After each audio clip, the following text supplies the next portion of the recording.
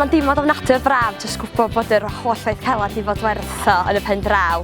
A mae'n yn ddiwedd neis i 2 mlynedd wych yma.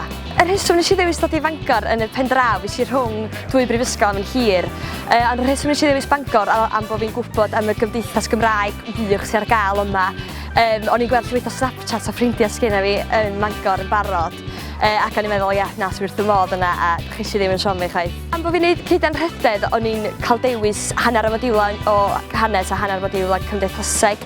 A nes i mwynhau hynna am bod fi'n gallu dewis modiwlau o bethau fwy o ddiddordeb i fi. Yn enwedig rhai mwy modern mewn hanes fatha Thatcher's Britain a Britain in the Jazz Age a falle. Nes i mwynhau'n ofnadwy.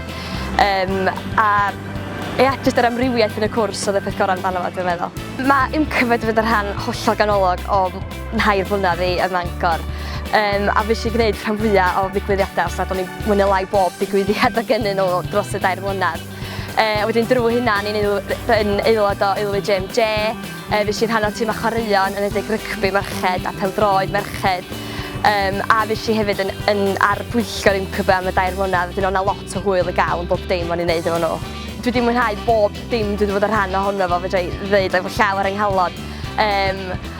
A mae'n siŵr bod yn gapten y tîm rygbi merched bod un o'r uchafbwyntiau a bod yn Cymru am y flwyddyn ola o hwnna'n brofiad gret. Dwi wedi dechrau'n barod fel llywydd IMCA am y flwyddyn nesaf.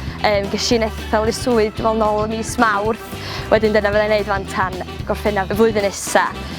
Wedyn lot i edrych ymlaen ato fo fel rhan o hynna.